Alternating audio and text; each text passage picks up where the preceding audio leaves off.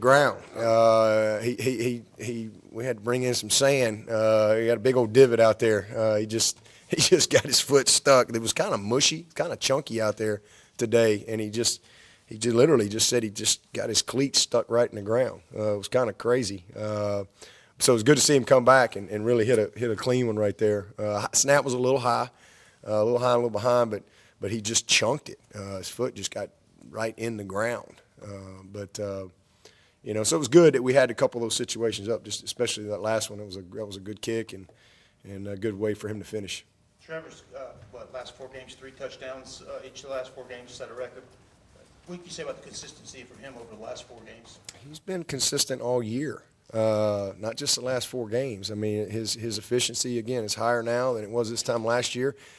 He's had about 8 bad plays, and people just can't let it go. They just can't let it go. They can't forgive him. I mean, he's human, and he made a few bad plays this year, and for whatever reason, it's like that's all anybody wants to talk about. But I'm super proud of him because he's really played great all year. He's played great, and that's a big reason why we're 9-0. I mean, he just has such great command. But obviously, he had a few bad decisions and with some turnovers that throughout the course of the season he wished he had back. But again, for every bad play he's had 50 great ones, and that's what I focus on. We coach from all of it, but he's been tremendous all year, not just the last 4 games. Isaiah and Travis were talking downstairs about their races that they had, and I think they're 1-1 in racing. How freaky is it that Isaiah at his size is? And who else? Travis Etienne. Oh, yeah. They're unbelievable. I mean, I can't wait to watch some guys run in the combine whenever that time comes. I mean, those guys are gifted. Travis is so explosive. He's 0 to 60, and then Isaiah is just smooth, and he doesn't look like he's running, and he's smoking, just super fast. So all those guys like to compete whenever we do run, especially in the summertime. They'll get out there and have some races. But we got a lot of guys that can run. But it is when you see a guy that's 230 plus pounds that can run like Isaiah. He's unique. I haven't been around many guys like him. I tell everybody I played with a guy at Alabama one year that he's the only guy that was kind of freaky like Isaiah. And I mean, just as far as just a jumbo guy that could run and so the guy named his name was Keith McCants, and he was I mean, he can run with wideouts, he can run with DBs. I mean, he was amazing, and he was so big, and Isaiah's kind of unique because he can play so many different positions. He can cover, he can rush, he can play in the box, he can play outside, he can do a lot of things. But his speed and size and length and athleticism and his knowledge, he's such a smart young man now and such high character. I mean, he's become a great preparer, and it shows week in and week out, unbelievably consistent. And the interception today where he was supposed to be, and big play for him. Coach, special day in Death Valley with all the tributes to the military. You had the general speak to the team on Thursday. How did the players react to the general? Yeah, it was great. General Brady, Major General Brady, he is the most decorated person alive from Vietnam War. And, he flew over 2,000 helicopter missions and, received the Medal of Honor one time. They had like 400 bullet holes in the helicopter and rescued over 5,000 soldiers throughout his missions there. I mean, just pretty amazing, and just heroic. So really super cool to meet a real hero like that and him speak to the team, and had a chance to meet some other folks today. And I just don't know. I mean, I'm sure other people do a great job, but I mean, the military appreciation here at Clemson is one of my favorite days, and it's just unbelievable. It is just so amazing every single year. What a great job all the people involved that organize it and put it on, and the lot of work that goes into it, and the people who come. It's special, and the purple's kind of become a cool thing as well on this day. And one of these days I'd love to be able to see the flyover. You always hear it, but I heard that was pretty cool. But it was just awesome. It was a great day, and our fans, what a great crowd. It was a great day. The weather was amazing too. I don't think Mario Goodrich dressed out. He did. He didn't quite get the right memo about dressing. So he was out there in pregame without his uniform, but he got it on before we came back out. And but yeah, he was late to our pregame meal. Actually, dinner last night. So, and was kind of in my doghouse a little bit, and so just didn't play him.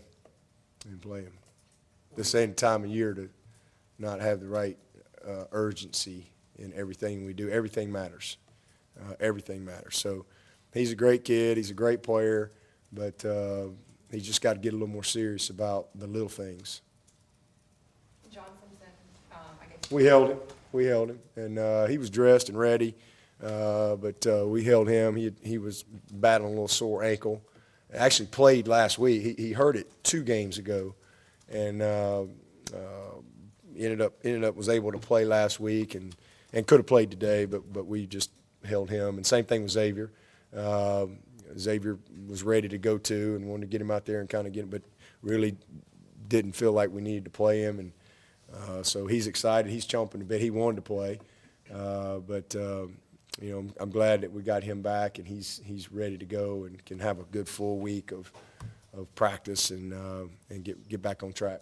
How important was it to get that starting offense to stay on the field through the first half and then a little bit into the second half? Yeah, well, I mean, we knew that's what we were going to do, regardless of what the score was. We like the rhythm that we have. We got good momentum going, and there were certain things that we just wanted to try to get done. Sometimes you get in games like that, and you want to get a couple things on tape. There's a couple things you want to try or maybe set up for later, and so it was important that we were able to play that half, and then the same thing again, start out there in the third quarter as well with a good drive. Do you remember the first long run you ever saw Travis break off? First long run, yeah, it was in camp, and because I mean, to be honest with you, I mean, he was a B-back. He played in the option, and he was a B-back a lot of the time, and kind of puny when he got here, and just not a very imposing guy, and had big old braces on his teeth, and he just kind of I don't know, he thought maybe he'll redshirt or something. And then we get into camp. First time we got into full pads, the very first day. And we went full pads, day 5 is when you can go full pads in camp. And he broke a run, I mean, and it was like, whoa. And then for the rest of camp, it didn't matter what group he was with. He could have been with the 3s, the 2s, the 1s. Every day he would break a run. I mean, to the point you're like, I mean, this guy is unbelievable. And he just runs with, so he really wasn't very developed physically yet. But his lower body now is so powerful. His upper body's gotten, he's not even close. That guy 3 years from now, when his upper body really fully matures, he's going to be unbelievable. I mean, he is special. I've never had a guy like him that has such collision balance, the ability to just run through tackles, yards after contact. He's just so hard to tackle, and he gets in such unorthodox positions, but yet stays on his feet. And then he's just got that, he's got that spiller gear to take it the distance, but he's kind of thunder and lightning. I mean, he's the combination of both. Special, and then he's just matured so much in the passing game. He'd never caught a pass. Now he's so confident because he's thrown a pass, he's catching passes, he's starting to really, enjoy his diversity of his game. So he actually wanted to go in and punt today but I told him we'd hold that for another time. Are there any players, that we may not see this year, but, next year, 2 years, we'll be talking about them like we talk about Travis and Isaiah in terms of athletic, just freakiness? Oh, yeah, absolutely. Y'all know, remember, we redshirted Isaiah. He was a redshirt. We've had a lot of great, great players around here who redshirted and went through our power hour. And sometimes they redshirt because they're physically just not ready. Sometimes they're just mentally not ready, and that was Isaiah. He was just, happy to be here and didn't know much about football. Had a lot to learn and knew it, especially when he got over there and, Coach V's in his ear every play and he doesn't know how to line up and the game's really fast. So, we got a bunch of guys like that. I mean, we got a lot of young talent on this team that for sure, might be 2 years down the road or whatever that they're just going to get better and better and better and better. I mean, I love our young safeties. You don't see them a whole lot, but, I think we got a really good young group of guys. And same thing at corner, and Sheridan and Andrew Booth. Those guys are going to be really good players. But we, right now with DK and AJ, they're just, are a little bit ahead. But their time will come. And I think we got guys like that at every position. So it's exciting, and hopefully we can add a few more this year. Travis said it wasn't just that Monday after the North Carolina game that you got after pretty good. It was really for 2 weeks. Just what were Yeah, it was a long 2 weeks. Yeah, it was unfortunate for him. We had an open date, so it lingered. It lingered for a couple weeks. But again, I just wanted to make sure that he understood that what the expectations were. And everybody's got to play to the standard, and you got to prove it every week. But again, he's been amazing. He's been awesome.